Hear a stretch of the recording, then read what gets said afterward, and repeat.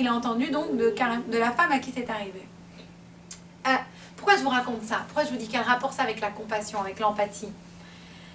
Si vous voyez votre époux en train de se débattre avec un problème, avec un défaut, au lieu d'essayer de l'enfoncer, pensez que ça aurait pu être votre défaut. Ça aurait pu être votre problème. Alors au lieu de vous dire allez, essayez de l'aider, ayez de la compassion, ayez de l'empathie. Et ça, c'est le succès d'un mariage. Au lieu toujours de se dire c'est son problème, non. Peut-être que c'était au départ ton problème. Peut-être que c'était vraiment pour toi que ça allait t'arriver ça, que c'est toi qui allais être un feignant, ou je ne sais pas ce que vous lui reprochez à votre mari. Mais oui, au lieu de juger, aidez l'autre personne, parce que ça aurait pu être vous. Le quatrième point, ça va être Netzar, qui veut dire la victoire. Qu'est-ce que ça veut dire? Qu'il faut toujours être victorieux quand on se bat avec son mari? Pas du tout. Dans une relation, ça veut dire qu'il faut être victorieux, pas pour soi, mais pour son époux. Il faut toujours se battre pour qui? Pour son époux. Et ce rabbin, il racontait l'histoire d'une femme, un couple qui était au restaurant avec plein d'amis. Et quand le serveur il est arrivé, le mari il a voulu l'aider à servir. Donc il s'est levé, il a pris l'assiette, il a glissé, il est tombé et tout s'est renversé sur les gens. Et sa femme, qu'est-ce qu'elle a dit tout de suite? Mais qu'est-ce qu'il est maladroit? Il est toujours maladroit. Classique. Vous savez comment le rabbin il a appelé ça?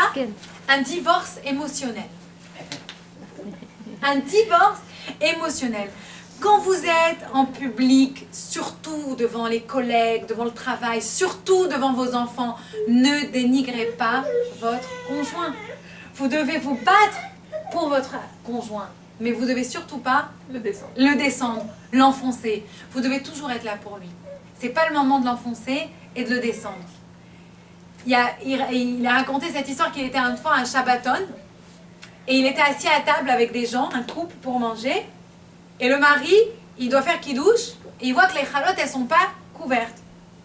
Et il dit à sa femme, mais t'as pas couvert les chalotes? Et elle lui dit, oui, je vais les couvrir. Tu peux jamais rien faire de bien. Et elle lui répond, mais t'arrêtes de te comporter comme un enfant, faut jamais dire ça à un mari. T'arrêtes de te comporter comme un enfant. Et vas-y, chacun, nata, ils s'envoient, nana. Maintenant, qui a fait honte au début? Le mari, il a fait honte à sa femme. Franchement, tu couvres les chalotes et c'est fini, quoi. Ok. Mais c'est quoi l'idée ici? Pourquoi tu couvres les chalotes? Est-ce que vous savez d'abord pourquoi on couvre les chalotes? Mais ça, c'est pas une blague, ça, je suis sérieuse. C'est pas un truc cette fois. Pourquoi on veut les chalotes? Parce que normalement, tu fais la prière sur le pain et ça couvre tout ce que tu vas manger, alors que là, on commence par le vin. Exactement. Dans la semaine, tu dois prier en premier sur le pain. Et dans la Shabbat, en premier, sur le vin. Comme on veut pas que les chalotes, elles aient de la peine, Voilà. on couvre les chalotes pour faire le kidouche. D'accord? De la peine, on l'a pas béni en premier. Quand on commence par le vin. Et lui, il a fait de la peine à sa femme pour les chalotes. Nous, on a de la peine pour les chalotes et lui, il a fait... Ok? Je sais pas si celui-là va l'emporter au paradis, mais l'idée, elle est quoi? C'est écrit dans le Talmud, c'est écrit dans le Rambam, et c'est une halakha, une loi. On dit que l'homme, il doit aimer sa femme comme il s'aime, autant, c'est difficile, et la respecter plus que lui-même. Ok, vice-versa. Qu'est-ce que ça veut dire? Ça, c'était bien avant le féminisme, mais c'est ça l'idée ici. C'est quoi l'idée ici de victoire? C'est-à-dire, tu dois toujours avoir le respect de ton époux et te battre pour eux. Si quelqu'un il vient, ne le descends pas devant la personne. Ne prends pas ah oui, t'as raison, il est vraiment nul, quel lourdeau celui-là. Non, c'est ton mari, ok? Vous êtes un, pour le meilleur ou pour le pire. Après, c'est à toi de voir, mais c'est vraiment ça l'idée. La cinquième mida, la cinquième émotion, c'est ce qu'on appelle Od. Od ici, je vais le traduire par la consistance. Et je vais m'expliquer, bien sûr. Être consistant dans ce qu'on fait. Dans le couple, il y a une chose qu'on fait, et que c'est une grosse erreur. On essaie toujours de changer l'autre personne. On passe notre vie à essayer de changer l'autre. Right? Rabbi Israël Salenter, qui était un très grand rabbi, c'était pas n'importe qui, Rabbi Israël Salenter, très très grand sadique. Il a dit, quand j'étais jeune, j'ai décidé de changer le monde. Plus tard, j'ai réalisé que c'était pas possible. Alors, j'ai décidé de changer mon pays. Plus tard, j'ai réalisé que c'était pas possible. Alors j'ai décidé de changer ma ville. Plus tard, j'ai réalisé que c'était pas possible. Alors j'ai décidé de changer ma communauté. J'ai réalisé que c'était pas possible. J'ai décidé de changer ma famille. J'ai réalisé que c'était pas possible. Beaucoup plus tard, maintenant, dans ma vieillesse, j'ai décidé de me changer. L'ironie, c'est que si j'avais décidé de me changer au début, j'aurais déjà changé le monde. Et ça, c'est vraiment une phrase qui est très très forte. Dans votre couple, au lieu toujours d'essayer de changer l'autre, commencez par essayer de vous changer. Et là, je reviens à l'idée de consistance. Si vous êtes consistant, si vous faites toujours la même chose, vous parlez toujours de la même manière, vous montrez toujours le même comportement, je vous assure que ça va déteindre sur l'autre personne. Parce que vous êtes consistant dans ce que vous faites. Donc ça, c'était vraiment l'enseignement de Rabbi Israël Salenter. Essayez d'être plus vrai, essayez d'être plus gentil, essayez d'être vous-même, mais consistant. Essayez d'être toujours la même chose. Vous verrez, ça va changer l'autre personne.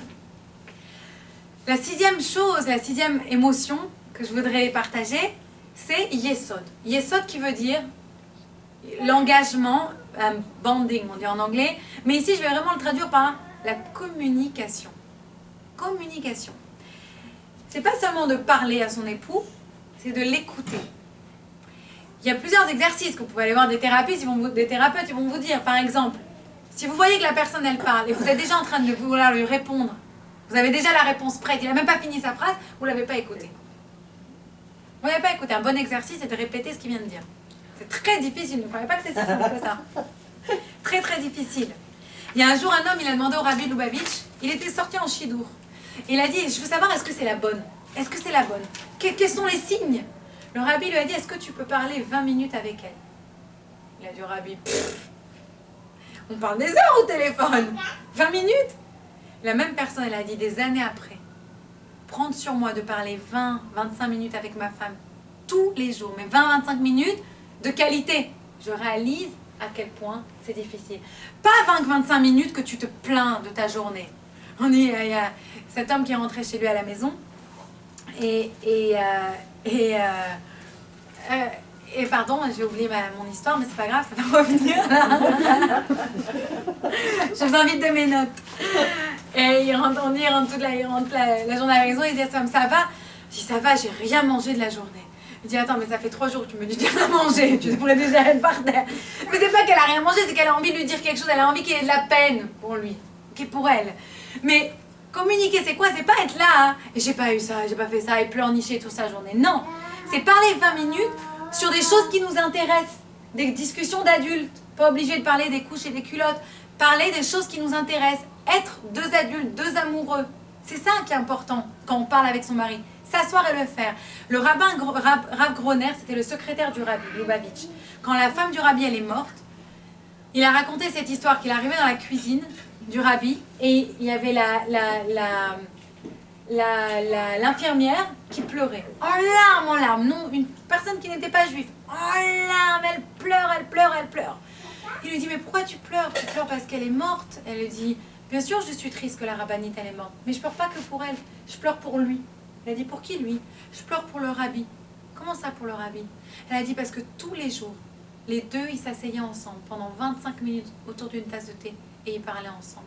Et pendant ces 25 minutes, je pouvais voir sur la figure du Rabbi que tous les soucis, elle lui donnait la tranquillité. Elle lui permettait de se garder dans ce monde-là, de ne pas être seulement dans les mondes spirituels et avec tous les soucis du monde. Elle a dit, et elle s'est tournée vers le rabbin, elle a dit, avec qui va faire ça maintenant? Cette communication, on l'apprend de la rabbinite, on l'apprend des tzadikim, de s'asseoir et de parler à sa femme ou à son mari. Et encore une fois, pas n'importe quelle parole, vraiment parler. Et bien sûr, pas parler ou se plaindre dès que la personne elle rentre à la maison. Vous avez tous déjà vu ça, que le mari rentre à la maison, la femme elle est avec le bébé, j'en peux plus, elle lui donne. Le mari, je suis désolée, c'est pas je suis pas misogyne ce que je vais dire, ni rien du tout, mais les maris, on dit, vous avez dit ça une fois, les femmes c'est des spaghettis et les maris c'est des gaufres, ok? Le mari c'est quoi des gaufres?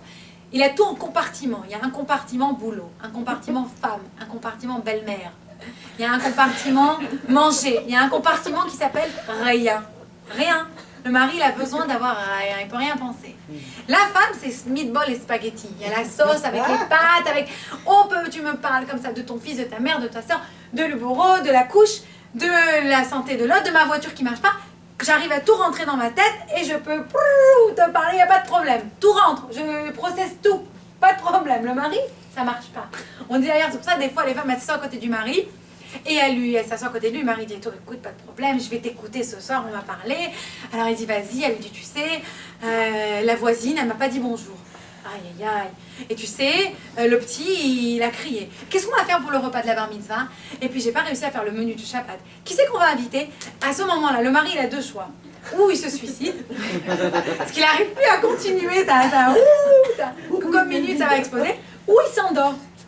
En général, il s'endort. En général, il s'endort. Mais faut pas être vexé s'il s'endort. Il s'endort pas parce que vous l'ennuyez, il s'endort parce que sinon il va se suicider. Il n'a pas envie de vous laisser toute seule. Le mec, il n'en peut plus. Il faut comprendre ça. C'est-à-dire, la communication, c'est extrêmement important, mais il faut savoir quand. D'ailleurs, attention, maintenant je dis pas que je suis une femme, je suis une maman, je sais ce que c'est. Je vous dis pas que vous n'êtes pas... D'ailleurs, on dit que ce mari rentre à la maison, à chaque fois il dit à sa femme, mais qu'est-ce que tu as fait aujourd'hui? Sa femme, elle a envie de le tuer. Un jour, il rentre à la maison, il voit les gosses en train de hurler, de sauter, les gosses dégueulasses, les couches qui puent, le parterre sale, la bouffe sur la table, la vaisselle pas faite, et sa femme, elle mangeait avec un magazine. Hey chérie, ça va? Il dit, mais qu'est-ce que tu fais? Il fait, ben justement, aujourd'hui, je fais ça. Il lui dit, tu fais quoi toute la journée? Elle lui dit, je fais ça. Ben, voilà, aujourd'hui, j'ai décidé, je fais rien. Maintenant, tu vois ce que je fais. Bien sûr, le mari, bon, c'était un peu extrême, mais il a compris. C'était ça l'idée. L'idée, elle est que, je suis d'accord, la brioche, je sais qu'on n'en peut plus. Mais ce que je vous garantis, c'est si on donne à notre mari 5 minutes pour son tiroir, ou 10 minutes, ça dépend de combien vous pouvez soutenir à ce moment-là. 5 ou 10 minutes, on lui donne de son tiroir vide, de le tirer et de pouvoir un peu se retrouver dans le rien. Et après, on attaque. Là, il va vous aider beaucoup mieux. Parce que si on attaque dès qu'il rentre, ben là, il y a un court-circuit. Tous les câbles, ils pètent. Ça ne marchera pas. Donc, ça, c'est très important d'apprendre à connaître son époux, de communiquer, de parler et de trouver le moment. Maintenant, il y a un rabbin, personnellement, un rabbin qui m'avait appris, il m'avait dit, tu dois essayer chaque jour, quand tu t'assois avec ton mari, de commencer la discussion avec 3 choses, 3 compliments, 3 choses positives que tu lui dis. Alors moi, je lui dis, c'est facile. Je vous assure, autant que j'adore mon mari, quand je me suis assise, j'étais là. Alors, t'es gentil. T'es gentil. Et t'es super. Mon mari m'a dit, tu te fous de moi? Il avait préparé tout l'après-midi, misken. Mais l'idée, elle est là. Ne croyez pas que c'est si simple que ça. C'est pas aussi simple que ça, mais trouvez 3 choses. Et pourquoi je vous dis ça? Si toute la journée, vous êtes là en train de penser, qu'est-ce que vous allez dire à votre mari de positif? Eh bien, vous n'allez même pas penser à ce que vous allez lui dire de négatif. Et ça met tout de suite un ton différent. Et quand vous allez vouloir lui dire la chose négative, parce que bon, on ne peut pas se faire de film, hein, un couple sans dispute, c'est un couple qui a un problème. Là, il faut aller consulter. Mais ça arrive à tout le monde, mais il y a dispute et dispute. Mais ce que je veux dire, c'est que on peut dire quelque chose qui ne va pas, mais une fois qu'on a l'habitude de parler positif et la personne elle a l'habitude qu'on lui fasse des compliments, qu'on lui fasse se sentir bien, quand vous allez lui dire ce qui ne va pas, vous allez d'abord lui dire d'une manière différente et la personne elle va accepter beaucoup mieux.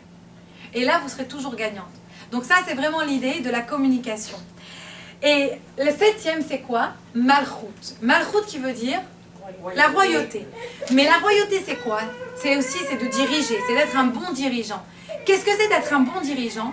Un bon dirigeant, c'est pas quelqu'un qui essaye d'imposer sa loi aux autres, mais c'est quelqu'un qui réalise quoi? Qu'il a une grande responsabilité par rapport aux autres. C'est très différent. Réfléchissez à ça. Au lieu de te demander toute la journée qu'est-ce que ton époux il peut te faire, tu vas plutôt toi te demander qu'est-ce que toi tu peux lui faire. Le focus, il va être complètement dit en français le focus? Ouais. Oui. Focus? Oui. Oui. C'est ça la maturité. C'est de comprendre que plus je donne, en fait, plus je reçois. Et c'est ça Malchut, c'est ça la royauté. Quand une personne, elle va réussir à penser comment donner à l'autre personne, comment faire avancer son couple, comment être positif, C'est ça qui va la faire grandir. Et c'est vraiment dans ce sens-là qu'on va réussir à se découvrir un nouveau sens de la royauté qu'on ne se connaissait pas avant. Et donc, encore une fois, ce shiur-là, il était à la mémoire de Elchanan Meir Ben Yair et de la rabbinite Raya Mouchka, qui était la femme du rabbi. On peut ajouter encore un nom? Voilà. Bien sûr. Si tu veux. Bravo.